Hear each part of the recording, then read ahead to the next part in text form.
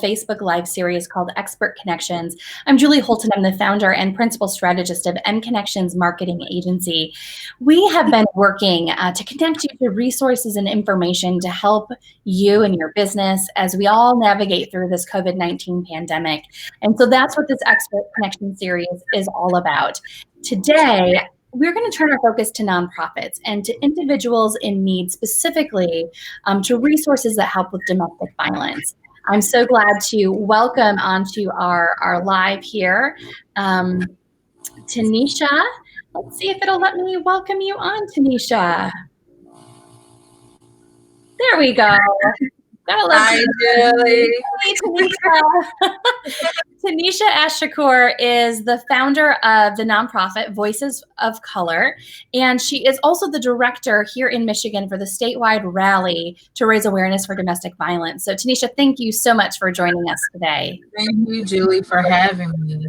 Yeah, so Tanesha, I want to dive right in because I know that we are all sheltering in place right now per the governor's executive order here in Michigan and in many other states. And I know that for many, sheltering in place at home is not the safe place to be. And so we want to make sure that we are not leaving out those who need resources and also connecting our viewers who might be able to help provide some much needed resources. So first, Nisha, I want to ask, how has this COVID-19 pandemic affected domestic violence?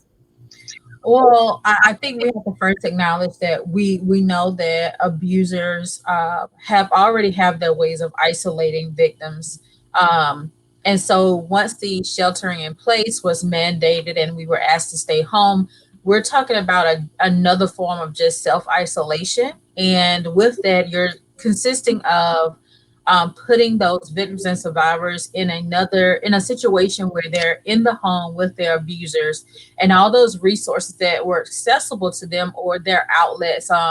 If they had a safety plan in place where they were able to leave home, and the plan may have consisted of them going to work or going to a friend's house or family members, those things were they were sort of taken away in a sense when you consider what were their exit plans. So maybe their exit plans now will have to be redeveloped, or what do those look like now?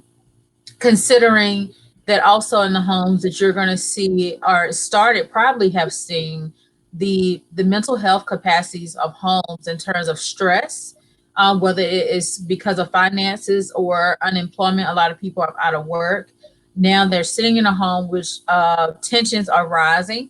So the abuse, we will see increase in that for sure, if there hasn't already been an increase, whether it's being reported or not.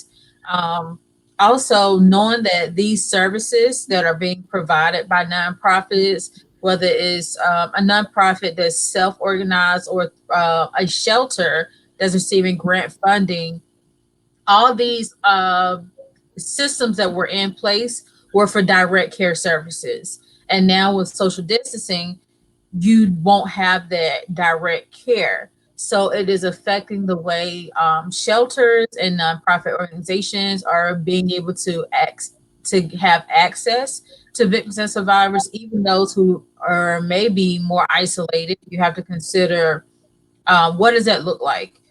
Because they need to get to them, or they need to do intakes. And a lot of those things were face-to-face for obvious reasons. So I think right now with COVID-19, many people are not sure what sort of resources are available to them if they are a victim and a survivor right now. They don't know what their options are, because abusers may be telling them, hey, I can give you the virus and I won't get you help, or you're in here and there's nowhere for you to go. And so it is important for them to understand that those resources are out there, but they may look different now. Okay, and we're gonna provide a whole list of these resources, and we will make sure that we add them to the comments so that these resources are readily available. Tanesha, can you talk about, I know, so your organization, Voices of Color, really works as a hub, so to speak, of helping to connect people to the various resources in the community. And these resources might be, like you mentioned, the mental health resources. It might be connecting them to legal resources and also to shelters that can provide, whether that be a temporary home environment or much needed supplies and things like that. So how has COVID-19 impacted those shelters? So right now, it has been, the shelters are definitely trying to figure it out. I commend the shelters. Right now, we are hosting calls every Friday to talk about what shelters are doing. They are definitely, one, it has allowed shelters to come together to figure out this, to figure it all out together. Right now, the local organizations and shelters in particular are still operating as essential workers. They are still on the front line right now. There's still people, they are still accepting people in the shelters. A lot of people may not have known that. I think it's important for people to understand that these shelters are open. If you are a victim or a survivor of domestic violence, sexual abuse, sexual assault, the shelters are there for you. They are still completing intakes right now, so you can still call and get the resources that you need. The shelter teams are also available by phone. They have hotlines that are available that you can call into.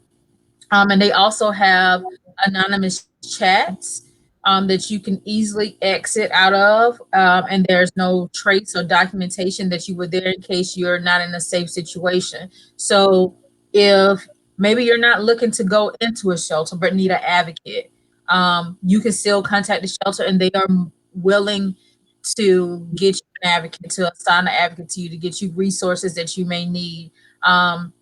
I think the other important part, Julie, is that with COVID-19, we know that people are being quarantined. So one of the questions that we discussed last week on the call was, what are shelters doing if someone comes, knocks at their door, and they have been abused and they need help, but they test positive for COVID-19? Shelters are accepting individuals because of because of whether you've been abused, sexually assaulted. You can still go to a shelter if you have tested positive for COVID-19. Please understand with that, shelters are still under a mandate to protect individuals and children who are in that shelter as well. So there is or will be certain criteria or mandates made by the shelters to quarantine or to provide a safe place for those individuals but you can still have access to the resources. Oh, okay, so that is really huge. I'm going to repeat that again, Tanesha, because what you just said is that even if you test positive for COVID-19, even if you are sick right now, there is still help available. There are still resources. You still have access to shelters and anything else that you might need. And I think that is so important to repeat. And so incredible, Tanesha, that our nonprofits in the area, our shelters are still working right now to be able to continue to provide that support. What do our shelters need? How can we help support them? How can we support those workers?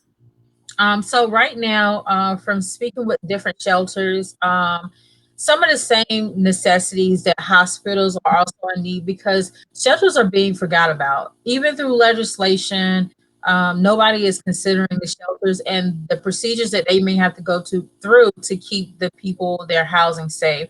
So cleaning, disinfectant products, masks for sure, and the masks that the CDC recommends, and not just fabric masks, gloves.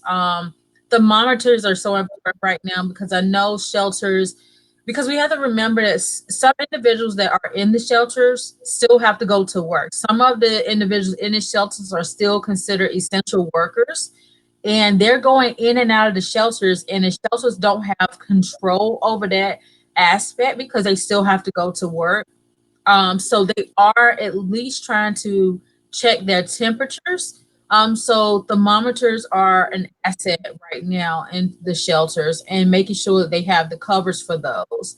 One of the biggest things is right now a lot of hotels or universities may be housing police officers or healthcare workers that have been tested positive for COVID-19. However, there's nowhere for victims and survivors to go once these shelters meet capacity. That is a huge concern and has always been a huge concern that I think local businesses, hotels, landlords, if you have space readily available, this is a time to offer up that space to shelters for victims and survivors so they have somewhere to also house those individuals who have nowhere else to go. Um, so if you are a person that has access or are willing to do that, please reach out because that is huge. And that's not just with COVID-19, that's something that's ongoing. What a beautiful idea. Those that have space, reach out and offer that space. And of course, they can connect with you, Tanesha, and you can Yeah. help coordinate that. Thank you. We have a comment here, a question from Stephanie. Stephanie says, Tanesha, if we suspect or if we know someone is experiencing domestic abuse, what steps should we take, especially now, if we cannot safely see that person or connect in person? If you suspect, my sincere advice with that is it's hard to put out there that you have to be just an open door when that person is ready.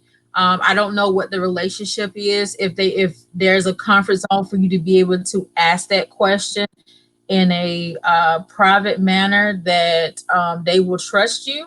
um, you will have to determine that space.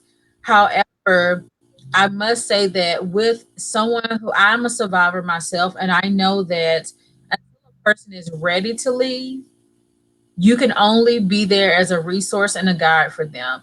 So until they're actually ready to leave, let them know that there's an open door policy and that when they're ready, there's resources available and those resources can be provided to them.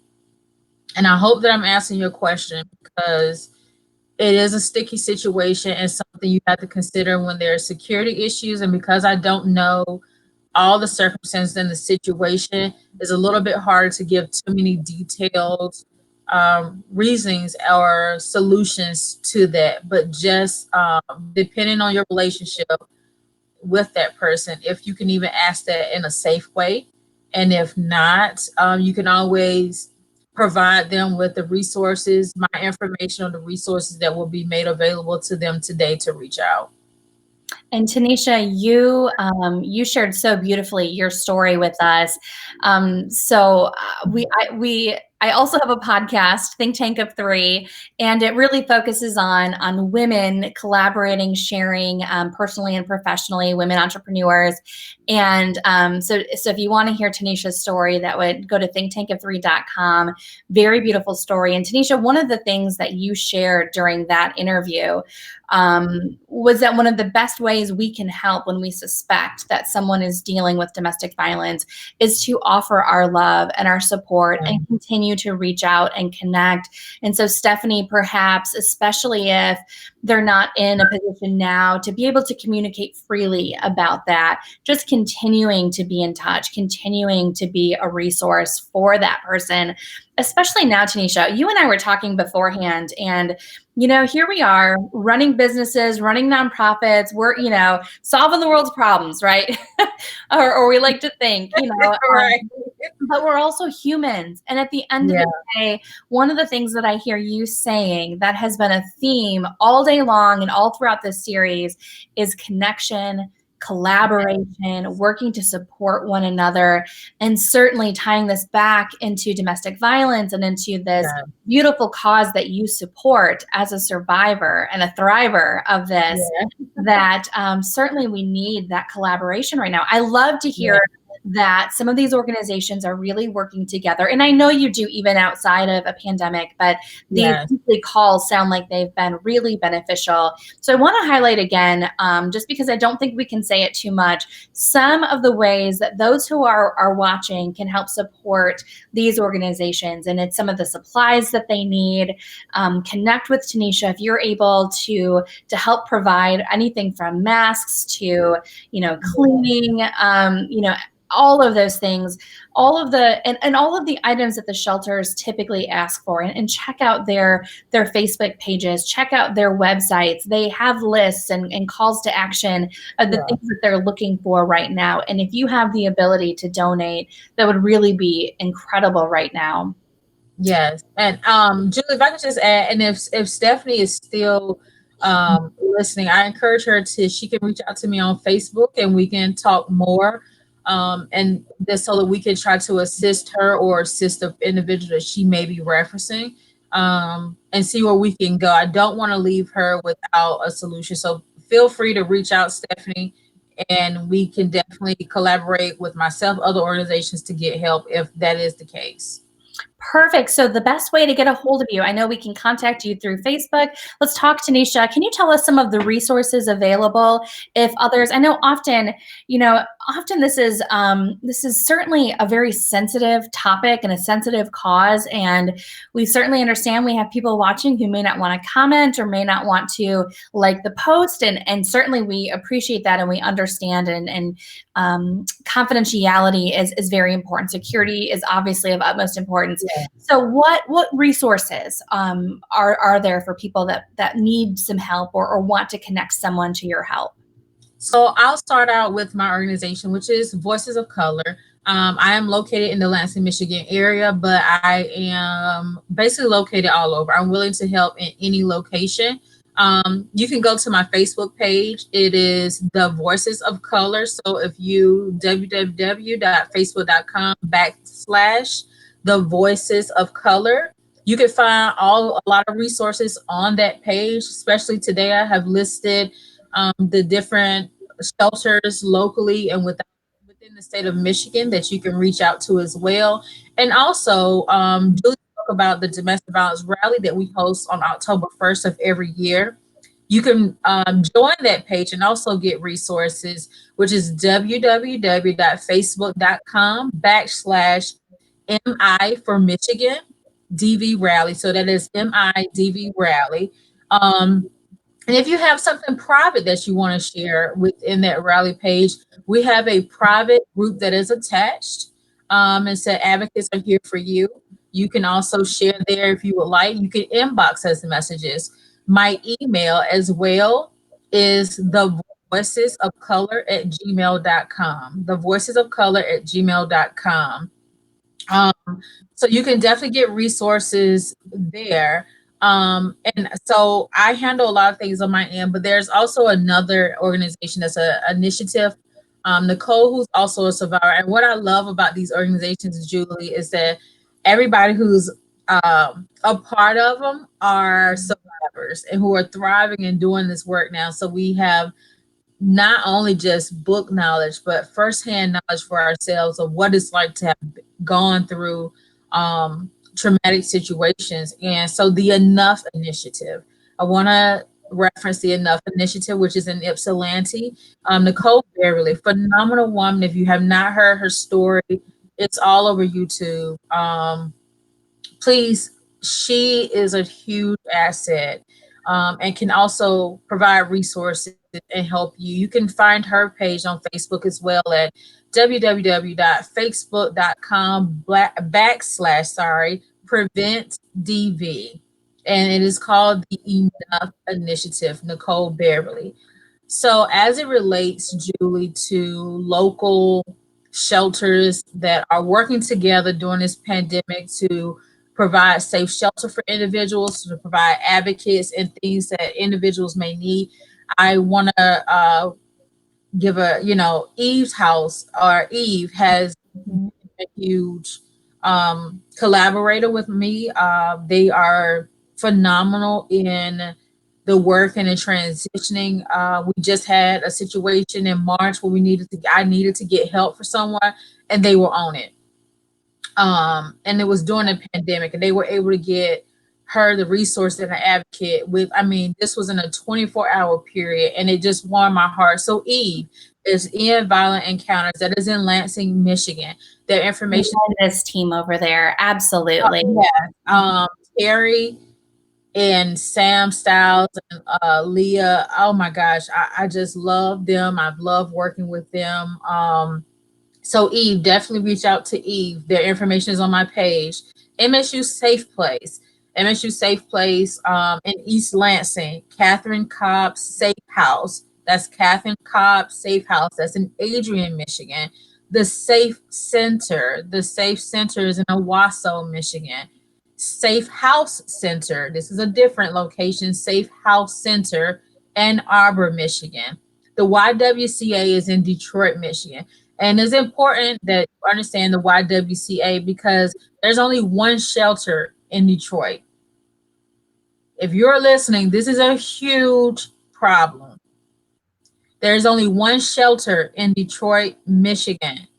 That is a huge problem. We need to fix that. So the YWCA is the location that you can reach out to right now. And we also have Capital Area Response Effort, which is part with the Lansing Police Department. They will respond after the assailant has been arrested. So they are also in Lansing, Michigan. So there are a lot of resources. And again, their information is on my Facebook page, Voices of Color, which you can find on Facebook at www.facebook.com/the Voices of Color. So many passionate people, Tanesha, including you, that are here to provide support and resources. Thank you again so much for sharing this information today. For giving us the space to have the conversation, to bring some things to the forefront, and to not forget that domestic violence workers and advocates, they're on the front line as well. They're having to be healthcare providers, nurses, and everything, a therapist. They're having to play all the roles right now. So, and the important thing for our audience today, you can help if you have the ability to. yeah. Donations are being accepted of supplies. And also, if you need the help, shelters are still open. Even if you test positive for COVID-19, you still have a safe place to go. So Tanesha, thank you so much for sharing this information. Okay, you guys, please feel free to connect directly with Tanesha, connect with Voices of Color, and let us know if you need any assistance, if there is more information that we can help provide to you. Tanesha will be happy to do that. This wraps up our interview series for today. We have one final interview coming up in our series on Saturday. And we know that we have shared a lot of really important information about the very serious nature of dealing with the coronavirus and dealing with this COVID-19 pandemic. And we will continue to provide information as it's needed for our business community and for our nonprofit community. On Saturday, we're going to present a little bit of a twist because we know that even with all of the seriousness and the heaviness of what's happening, we also need to find ways to connect with one another. And we have found some folks in the area and out of the area, actually, some folks across the country who are finding some really unique and creative ways to connect and stay connected. And so on Saturday, we're going to bring them to you live. We are going to show you some video and some pictures and hear from them on ways that they are staying connected during this time. So we hope you can join us for that. And please, if you have ideas, if you're seeing fun things, if you're involved in something cool that is helping with communication and helping others, we want to hear about it. So let us know, drop us a direct message, shoot me an email, julie@mConnexions.com, and then join us on Saturday at 3 o'clock Eastern. Thanks, everyone. We will see you then.